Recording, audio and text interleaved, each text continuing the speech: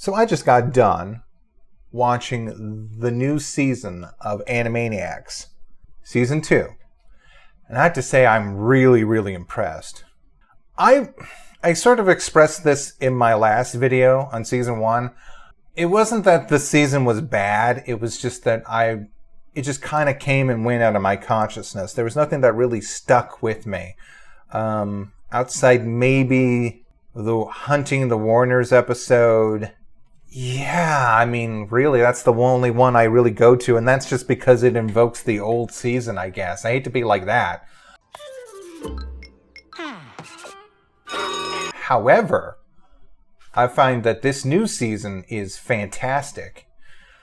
It starts out okay enough. I actually think that the Warner Brothers segments are actually the weakest. They do this whole thing where they're in ancient Rome and they're messing around with Nero, making obvious parallels between him and Trump. You're the emperor? You look taller than the statues. Is that your real hair? Are those your real hands? Basically going over how, a civilization will fall when you have narcissistic leaders, overextended military presence, and just basically ignoring all of the social issues that are going on with your people. Real fun stuff. But if I had to go and say there was one issue with the Warner Brothers segments, it would be everything about their segments seems a little disjointed. For example, there's like an earlier episode on when they do those locker auctions, or where you storage unit auctions, and they're like, it's a fun opening because they convince every other auctioneer to not bid on the one box. Too bad it's cursed. Whole monkey's paw situation. And they get it for like $5. And I was like, oh, that's actually really neat. And then when they open up the locker, they find a rug, and it depicts like the story of Alexander the Great, and they sing a song. Basically, it becomes one of those history songs. Kind of like a Magellan, Magellan is like the one that comes to mind from the original. And it was like, wow, that's such a huge shift. Why is it suddenly become one of the educational songs? And they do that a lot. They mix ideas, and then the main product is weaker than the whole. Like, it feels like one whole cartoon about them on different storage units. But if they had like 5 individual dollars, and they like wreck a whole auction for this one guy, and he scares away everybody, and the auctioneer doesn't make any money off of it. I'm thinking, of course, back to the classic episode where they go to a garage sale, and the guy is a huge crook, and they harass him. Although they did have one of my favorite lines in that episode. They bring up the old infomercial where there's a golf club that you can secretly pee in it. A fake golf club you can pee into when nature makes an emergency call on the 13th hole? They're a real thing. I've seen the infomercials. The only club in your bag guaranteed to keep you out of the woods. Like, there's a really, really good Oliver Twist parody, which is actually like one of the highlights of the season in terms of animation and just writing, I think. Pardon me. Scratch a Sniff shows up like maybe twice this season, and both of his appearances are like really fantastic. This is one of them. He plays like the main guy who's like coercing all the orphans into stealing for him. They do this weird thing where they cut the episode into 2 different parts, and they sandwich a Pinky and the Brain episode in between them. And it makes sense in the old days. It's like there's this weird slavish devotion to the old format. Commercial breaks. Here there's really no reason to it, and it kind of wrecks the flow of the episode. Because then you have a Pinky and the Brain episode, which doesn't have anything to do with like Dickensian England at all. If it were like, what's weird is that they actually do show up in that episode. They run the orphanage that the Warner Brothers are at. They even lampshade it by having them show up again at the end of the episode, and them remarking about, oh man, maybe they should have stuck with that storyline. It seems really much more interesting. But again, really good episode, really good music in that. And there was another one that was just like really mean. It starts out where it's like Hulu telling you that, oh, you watched too many episodes in a row and you really should do some exercise. It's like that thing Nintendo does where it's like, oh man, you played for a long time. Should you maybe, like, I don't know, take a break? Go out and touch grass? But then it switches over to the Warner Brothers doing an exercise video, which again would be a great bit on its own. It's like, okay, the Warner Brothers are going to do an exercise video. Like, is Scratch and Sniff going to show up and they're going to like really, really harass him? It's like, no, it's this Mayfly character who only lived for like a day. So she spends like her entire lifetime working out with the Warner Brothers until her death. I was like, not only does that seem like really mean, it seems like, again, a little too crowded in the idea department. You could either have done a sketch with a Mayfly, spending her whole life doing something trivial as a side segment, and you could have also done something with the Warners working out, and that would have been its own bit, and then fill that up. They just seem to have this weird idea about mixing and matching and then shoving in, combining ideas until like they're weaker than their whole. There was one bit that I really did enjoy, and that was the Warner Brothers Vault. It's kind of similar to what they did in the original series, where they were loaned out to all these different animation studios. So they went to a Hanna-Barbera cartoon, and they went to a Filmation cartoon with Fat Albert parody. In this one, they're like, oh, we have this vault full of old cartoons that we have. It's called the Warner Brothers Vault. Really good intro segment to it. Again, which makes me hope that they make this a recurring segment. But anyway, they show a cartoon that's clearly influenced by the UPA style. And it's done in like one of those educational, for your health cartoons. It was so weird. I loved it because it was so obviously influenced by UPA. The mom in the cartoon is a broom, which I found hilarious. Because it was the UPA signature style of like oversimplifying everything. The Warners themselves are merely round circles that sometimes have legs. They were white instead of black, which I thought that was just kind of odd. So yeah, I hope they return to that because there was fantastic animation in that Mayfly segment too. It's like the most darkest morbid and the colors are so bright and the action is so peppy, which I guess is the point. The songs are overall better than last season. Like I said, Dr. Scratch and Sniff shows up. He's got 2 songs, one with the Oliver Twist, and another one about children lying. That was done fantastically well. I didn't care for the new design for Scratch and Sniff last season, but it's actually really grown on me. This is like an overall a different kind of Scratch and Sniff. He's more nefarious. And it sort of worked in the Oliver Twist segment, because again, he's kind of coercing all these orphans into stealing under the guise of benevolency. There was another really good song that showed up in what was probably my favorite cartoon of the Warner Brothers, which was Warner's Ark. All the Ark's full, and so the Warner Brothers have to take all the misfit animals, like the mythical ones, like the Gorgon and the Hydra and they see an egg and they're like, oh my gosh, whose egg is this? And there's this huge big song, and all the monsters on the Ark end up wanting to eat the egg. And Yakko also wants to eat the egg. And there's this real twist at the end, which I don't know how this one character ended up appearing so many times out of the original cast. Someone must really like this one character. There was this weird sort of theme about anti-technology early on, which is kind of persists through the whole season. I think it came on a little too strong at the beginning because they did a back-to-back parody of loading up Fortnite, about how long it takes to load video games nowadays.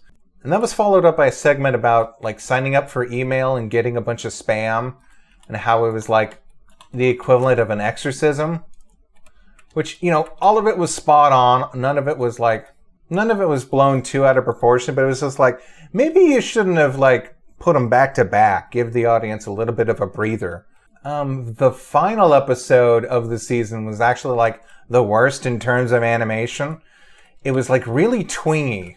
It's they used all the animation budget for everything, and they had to kind of scrape by during the last part. There's also a big twist at the end, which I'm not horribly crazy about.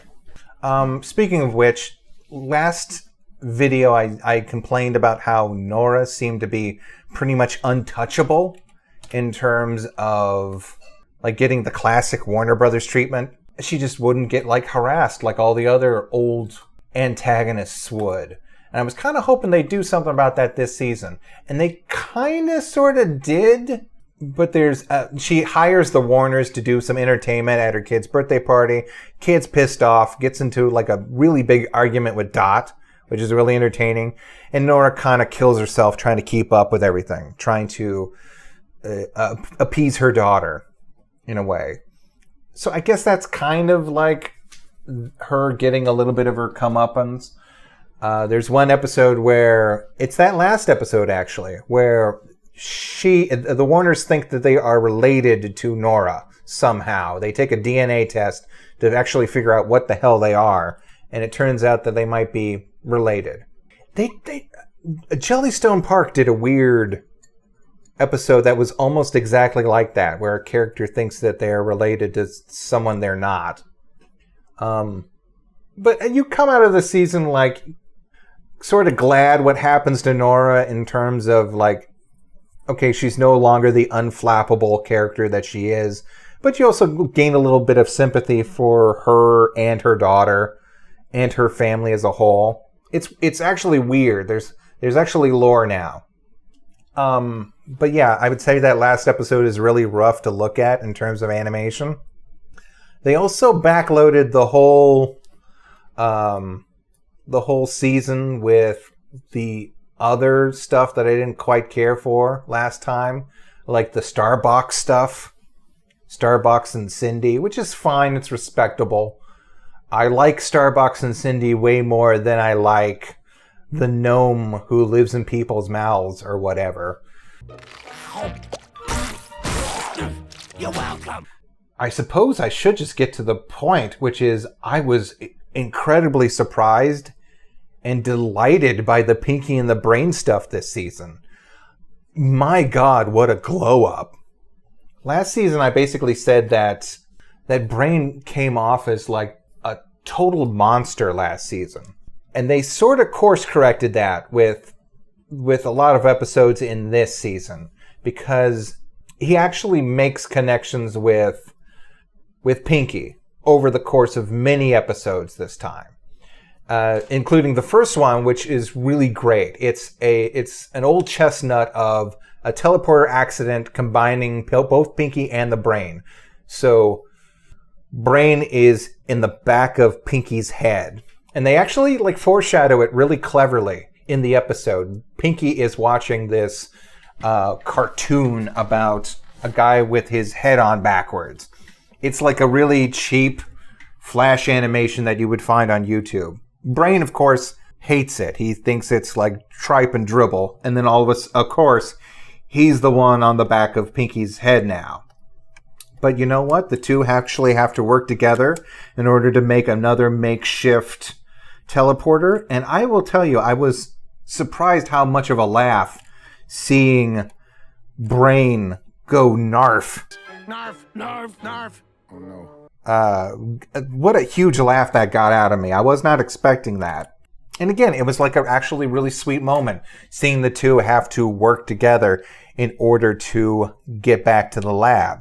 A lot of touching moments. There's one episode where they have Pinky's birthday, and then Brain has to try very hard not to focus on taking over the world, which becomes hard when a certain MacGuffin falls into his lap. And again, that episode in particular ends with a really touching note. There's one episode where Brain is actually sad that Pinky might be dead. There is a Simon and Garfunkel episode, which I think in terms of the actual writing in the season is actually a little weak, but it's like really emotionally charged because it has Brain coming up with this hypnotic lyric and Pinky coming up with the words at the last second because Brain didn't think of making lyrics to a song. And the two form a band in an effort to try and get on the Carson show and take over the world. Carson? Is that? Yeah, I don't know. A late night talk show. And they end up, of course, breaking up. There's this wonderful scene where Pinky makes a song about what he ate for breakfast, and he just starts grooving out on the carpet. Denver omelette, syrup over hollandaise, squirt of ketchup this on is the terrible. But again, it shows them that they were actually excited to see one another, especially the brain. So again, a lot of like really nice things about this season that just make me feel like they have a genuine friendship. Unlike the last season where Brain actually contemplates killing Pinky in order to take over the world. I will have to say that also just the science is a lot better in their segments. Like last time it was like what? Hypno memes and using a dragon to take over the world. This time they do like some really interesting stuff. Again, there was the teleporter. There's like 2 time loop episodes, and you'd think like, oh my god, so they repeated themselves. How boring. But each one is like really, really interesting. Like there's one where Pinky is in a time loop, but he sort of knows what's going on, but he doesn't really know what's going on. The other episode, but it was just done really well. It just shows you the episode from different angles. The first one's from Pinky's point of view. The second time loop is from Brain's point of view. This driver's point of view. It was just like really interesting. The next time loop episode was where Brain, he would bet on these sporting events to try to earn enough money in order to take over the world. Although he inadvertently causes this huge rift in the space-time continuum. And so alternate realities get crazier and crazier as he goes along. There's one really creepy part where, this is my own headcanon, I think he travels in time so much that he like opens a dimensional pocket to the dark dimension that allows Cthulhu to get a hold of Pinky. What have you got there, Brain? Anyway, fantastic animation for that episode. There was another episode that had even better animation. Best animation in the whole season. Pinky tries to like make super aggressive henchmen out of mice by like shooting a laser into their brain, a cold laser into some synaptic in the brain. He does this on another mouse. It kind of works, but kind of like the effect wears off too quickly. He does it on Pinky. It works a lot better only for Pinky's hands. Like Pinky's hands become sentient and they start to work on their own, and they're super evil and super aggressive. They of course immediately try to double cross Brain. And there's this one shot where they're fighting in a helicopter and they cheat the camera by only showing the hands. Like fight with Brain, try to knock him out of the helicopter, try to like loosen his grip on the doorway to try and throw him out. And then all of a sudden Pinky shows up and he reprimands the hands, like as if he wasn't there the whole time. But again, they cheat the camera and they emphasize that it's the hands that are doing this. It's actually like really inspired. I loved it. Oh, there's this great episode where Pinky tries to become a YouTuber. And that's maybe the third or second episode segment of Pinky and the Brain. And that's the one where I was kind of like, I rolled my eyes at it and was like, oh my God, here we go. This is where things get bad again. But it was actually really, really funny. Mainly because they were smart enough to break up the different aspects of YouTubing into like short little chunks. I think it might have been the shortest segment in the entire run of the series, the shortest Pinky and the Brain segment. Because at first it shows Pinky trying to do a how-to video. Then it shows him trying to do an unboxing video, and then a merchandise video, and then a live stream at the end.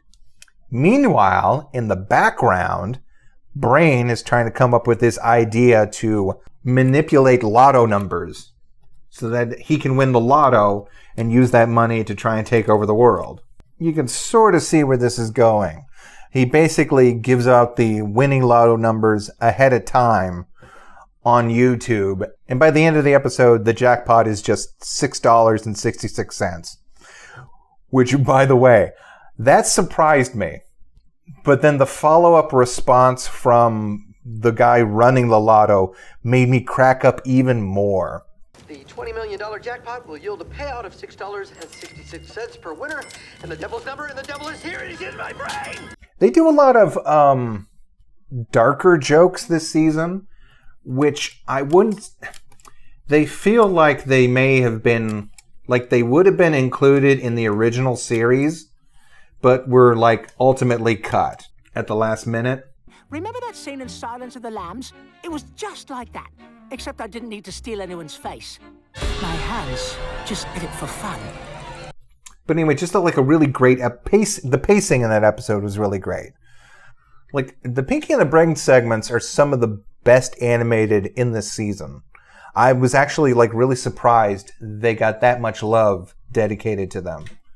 And of course, you have the return of Julia. That one was spoiled for me from day one, because as soon as she showed up, it was on Twitter immediately. They were showing clips, they were showing fan art, they were showing screen caps.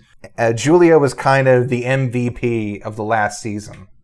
And even though I knew the twist of the episode that she was in, I still really enjoyed it.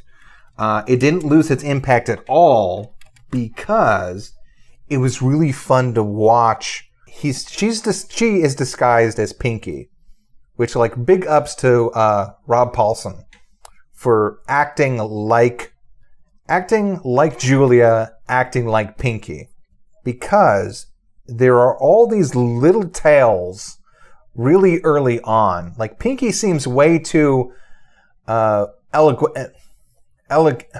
He seems to talk way too good for normal Pinky. Pinky, that's not at all. Don't interrupt me, babe. Where was I? Ah, right. So before the mask literally starts slipping off, you can sort of tell that this is not the Pinky that we know and love. And of course, when Julia shows up, I forget who her voice actress is, but she does a fantastic job. Just like as this super intelligent but kind of unhinged, very spiteful towards Brain. Looks like somebody's got a queso the Mondays.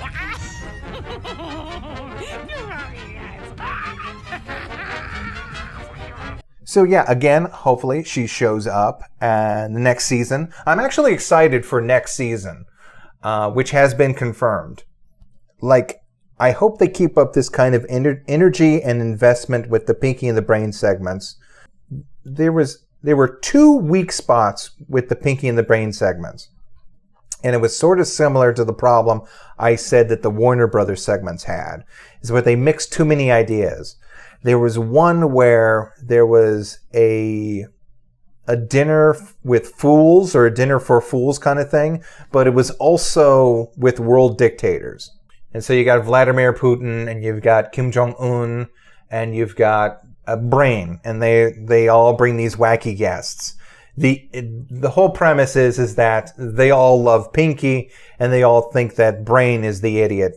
And again, it's mixing too many premises at once, I think, and it's weaker for it. And then there was this other one where this supervillain tries to enlist Brain into helping him. At first, you think it's going to be a Prisoner parody, which I think they did that in like the original series. You know, like is the show called The Prisoner? It's the one where all these people are on an island and they all have a number, like The Simpsons did it. But you think it's going to be that, but it turns out to be some sort of like League of Super Evil kind of thing, and it just kind of pittered out. But yeah, I'm actually looking forward to season 3. I hope they keep this kind of energy up with the Pinky and the Brain segments. I hope they improve on some of the Warner Brothers stuff. Maybe like lay off like the whole modern take on everything. Like, not everything has to be about Instagram and YouTube and all that stuff. But that did remind me. They did an updated version on the whole Duck Amuck thing with Yakko Warner, which was kind of okay. Like I said, it was like a throwback to those old cartoons, but at the same time, they had like digital pens and messed with all like the aspects of working on a tablet. I thought that was kind of neat because I too work on a tablet. But yeah, it could have been stronger. I'm hoping that the Warner Brothers get a little bit more original material. But if they can if they can improve on that and keep up the energy with the Pinky and the Brain segments, then hopefully season 3 will really, really be entertaining. Oh, and also there's like a Slappy shows up on a comic book. So we got that.